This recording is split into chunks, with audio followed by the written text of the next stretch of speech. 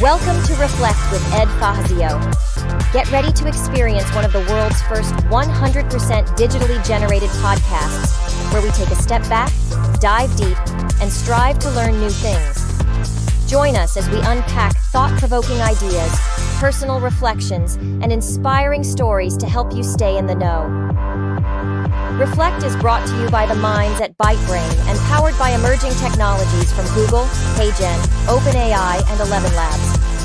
Thanks for tuning in. Now, relax and prepare to reflect. Welcome to Reflect, one of the world's first 100% AI-generated podcasts. Today, we're diving deep into the work of Jorge Luis Borges. Borges. This Argentine writer whose stories and essays are, well, they're more relevant now than ever. You know, it's fascinating how this guy, Right. writing way back in the mid-20th century, managed to capture something essential about our relationship with knowledge. It's like he had this uncanny premonition of the digital age. It's seriously mind-blowing. So, for those unfamiliar, Borges was this literary giant known for his short stories, essays, and poetry. Yeah.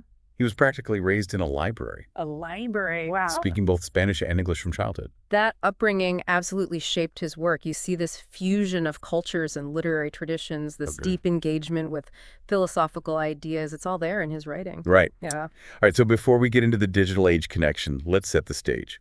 What were some of the works and achievements that put Borges on the literary map?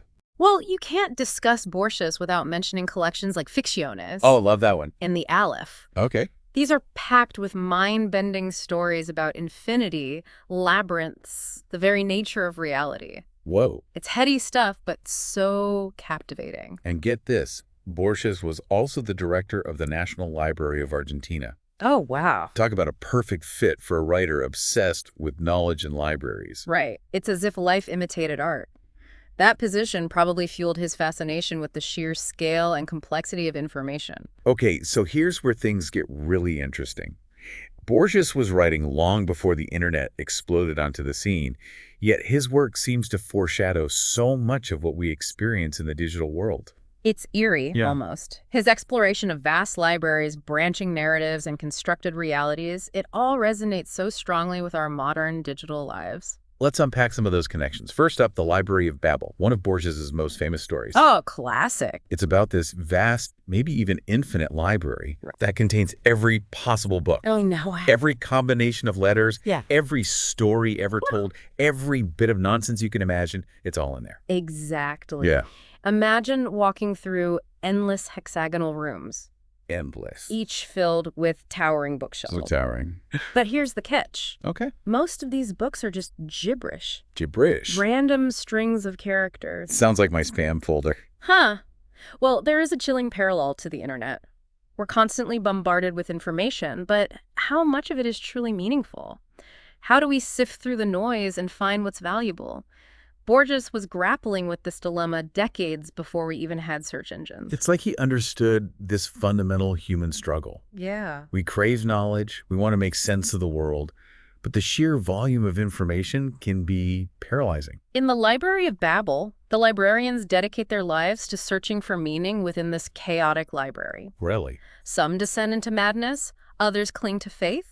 But ultimately, they're all confronted with the overwhelming vastness of knowledge and the limitations of human understanding. Right. It's a powerful metaphor for our own digital age, where we're constantly sifting through data, trying to find the signal in the noise.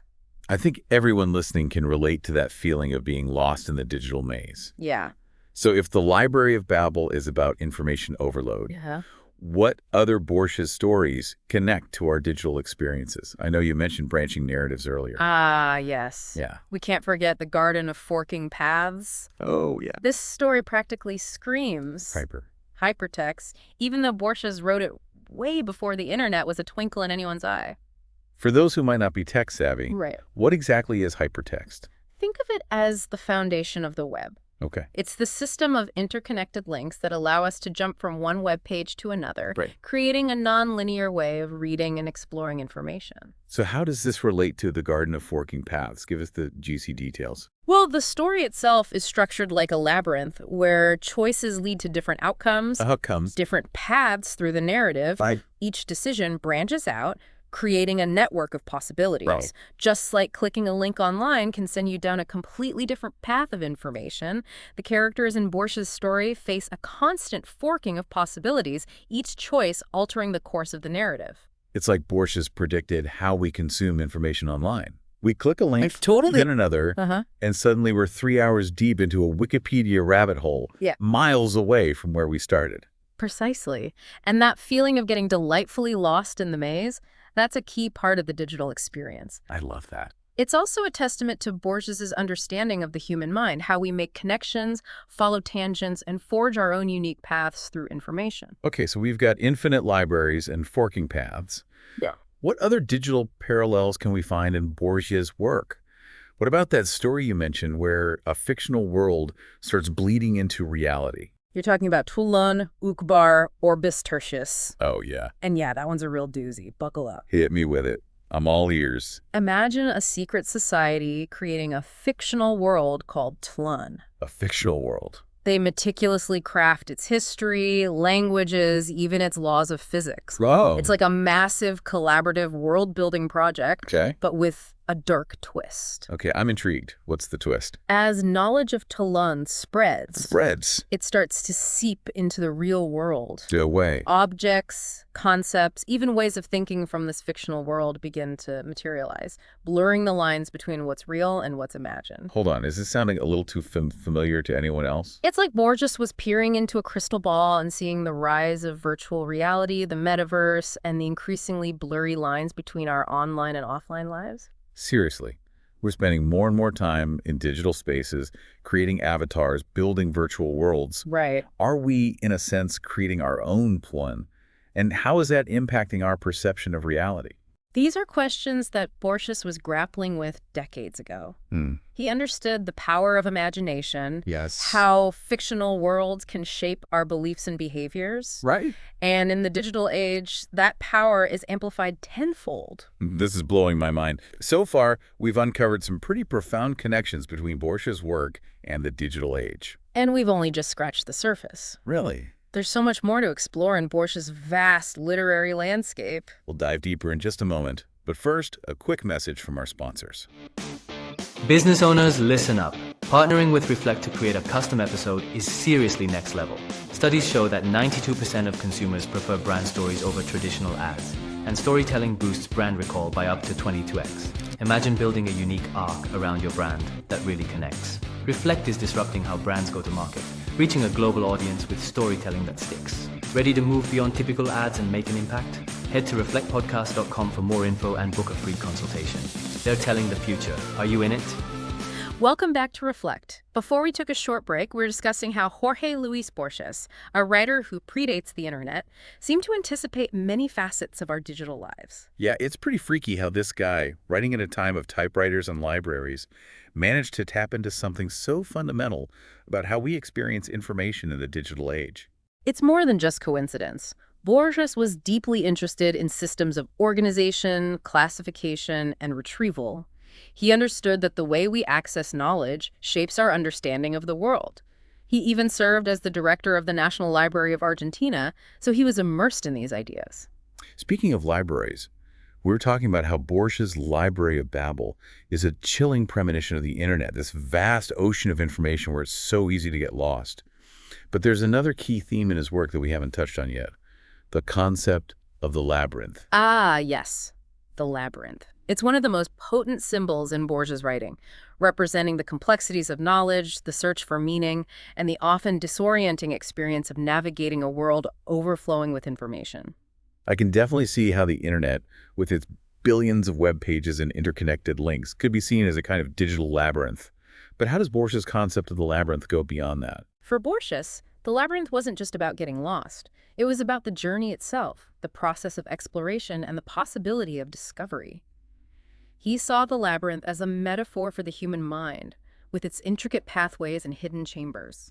So it's not just about finding the right answer or the perfect piece of information. It's about the act of searching, of making connections, of venturing down those winding paths. Exactly. And I think that's a really important lesson for us in the digital age. It's so easy to get caught up in the pursuit of the right answer, the perfect solution. We want instant gratification, quick answers, easy solutions. But sometimes the most valuable insights come from the process of exploration itself, from allowing ourselves to wander down those unexpected paths, to embrace the possibility of getting lost. It's like giving yourself permission to get lost in the digital labyrinth, Yes. knowing that you might stumble upon something truly amazing that you would have never found if you just stuck to the main path. Precisely. Think about how many times you've gone on a Wikipedia deep dive and ended up learning something fascinating that was completely unrelated to your original search. That's the beauty of the labyrinth. It's not always about finding what you're looking for, it's about being open to the unexpected. But isn't there a risk of getting too lost, of becoming so overwhelmed by the sheer volume of information that you lose sight of what you were searching for in the first place? There's always that risk. And Borges was certainly aware of it. He wrote about the anxiety of information overload, the fear of drowning in a sea of data. He understood that the labyrinth can be a dangerous place filled with dead ends and false promises. But he also recognized that knowledge is power, and that the ability to navigate the labyrinth, to discern the valuable from the trivial, is essential for making sense of the world. So it's a delicate balance, embracing the joy of exploration while also being mindful of the potential pitfalls of information overload. It sounds like Borges was wrestling with some pretty profound questions about the nature of knowledge itself. Absolutely, and those questions are even more relevant today in the digital age, where we have access to an unprecedented amount of information. It's up to us to develop those critical thinking skills, the discernment necessary to navigate this increasingly complex landscape. And that's where Borges' insights become so valuable. He was a literary trailblazer, forging paths through these dense philosophical thickets long before the internet even existed. Exactly. He offers us a framework for thinking about the challenges and opportunities of the digital age. He encourages us to embrace the vastness and complexity of the digital world, but also to be wary of the potential pitfalls of information overload. Okay, so we've talked a lot about the intellectual and philosophical side of Borges' work, but I want to touch on something else that I find fascinating about him, his sense of wonder.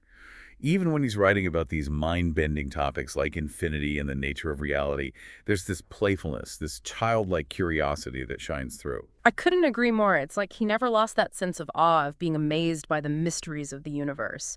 And that's something I think we could all use a little more of in our digital lives. Especially when it feels like the internet is constantly trying to suck the joy out of everything. Exactly.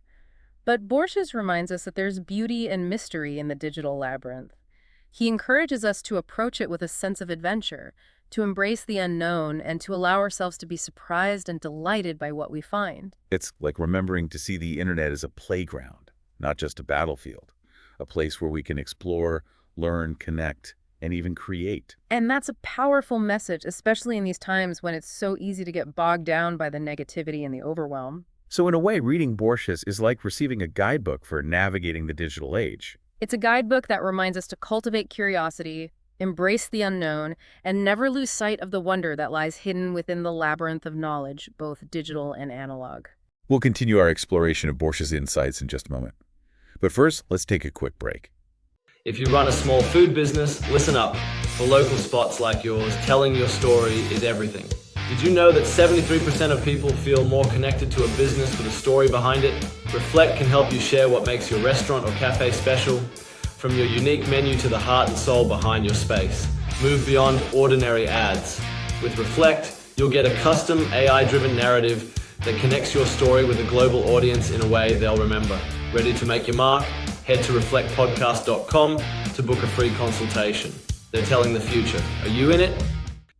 It's kind of crazy how easy it is to feel lost these days. Yeah. Even with like all the information in the world at our fingertips, you know. It's a total paradox, right? Drowning in data, but always thirsty for more. It's like, what are we even searching for? Yeah, like this constant information overload. You're just bombarded with headlines and notifications, Yeah. never really feeling satisfied.